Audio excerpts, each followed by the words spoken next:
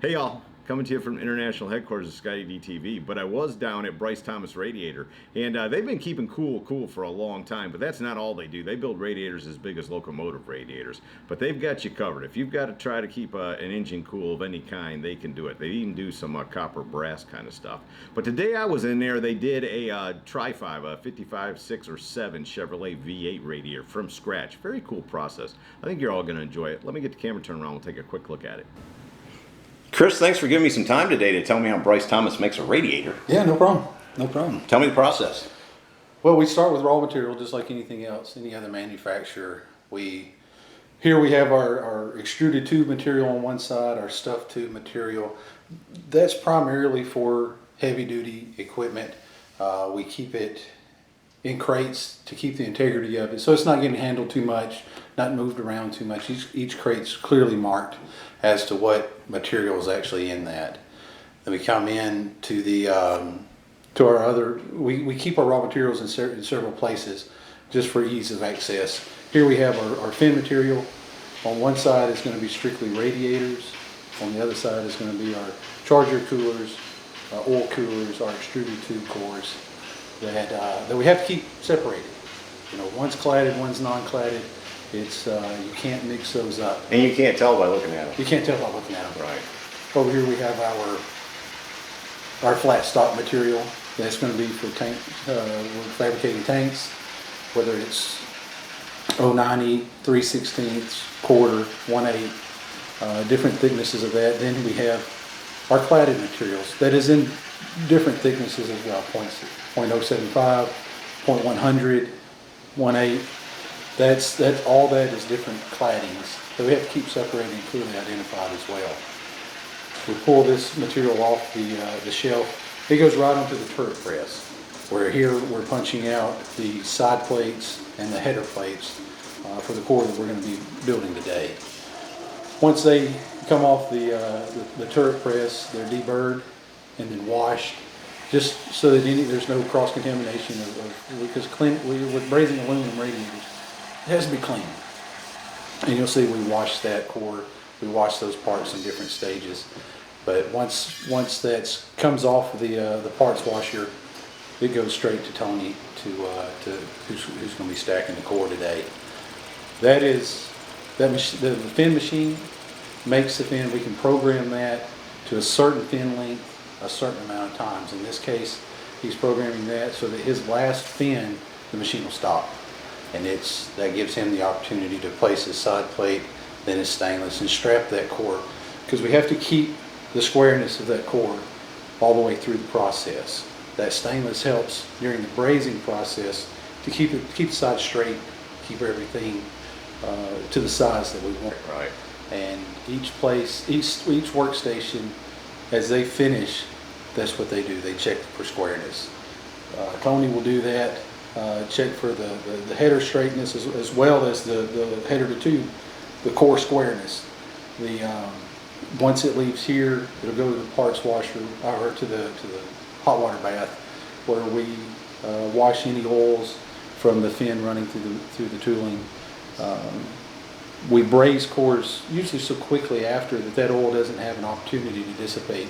So we want to make sure that we clean that off.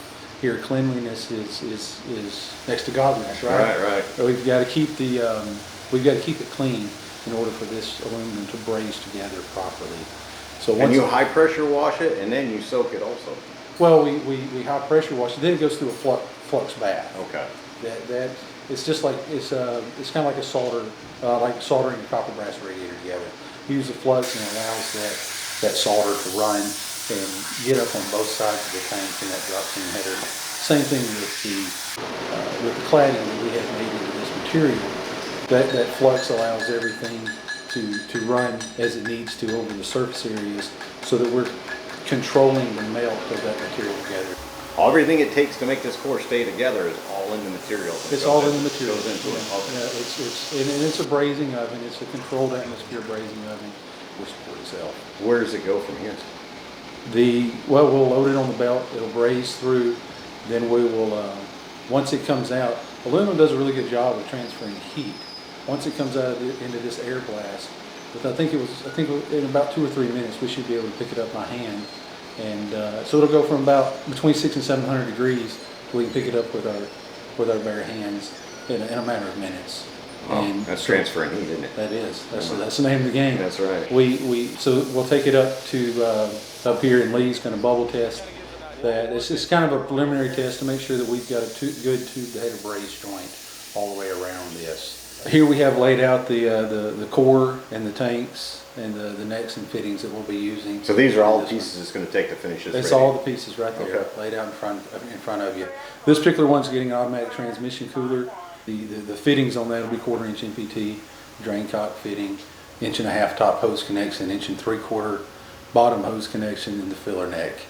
Here we're using a stamp tank for aesthetics. We can fabricate that tank, but to give it the look of the OE, we had these tanks stamped out for us so that we can kind of keep an old school look, but give it the heat transfer of a modern day radiator. We can do this in an LS setup. We can do this in a variety of. Yeah, let's be clear. There isn't a machine that needs cooling that Brice Thomas can't figure out how to get cooled. That's right. Right. That's right. Yeah, from locomotives to hot rods, you cover it all. We don't have to say no much. That's right. So here you'll see Adam welding his pieces in, and here he'll get the trans cooler in. So here he's tacking on his tanks, fitting, as you And weld. he tacks it all together, then he comes back and finish welds everything. That's right. That's right. He tacks everything together to make sure. Here he's checking this dimension one more time, just to make sure that his over the tank dimension is accurate within tolerance. So he'll tack the bottom tank, top tank, and then come back and do all of his finish welds. Once that finish weld is done, it goes to a pressure test. And every single thing we get that we build goes in a underwater pressure test. He's running about 30 to 35 psi is what he's checking this radiator under. And it's happening all underwater, and we're looking for bubbles. Real simple test, but it's very telling what we're doing here. That test has worked forever. From a hole in your tire to a hole in a radiator. That's right. You see bubbles, you know you got air. That's right. So. That's right. Here, this one's good. We get the thumbs up from Kerry, and it'll go back for the kind of the fit and finish. Put the core wrap on, put the mounting brackets on. Here, we try to make these parts to where they're pretty plug and play, so that Adam can just lay that mounting bracket on the core wrap, and he knows exactly where that should go based on where the bend lines line up.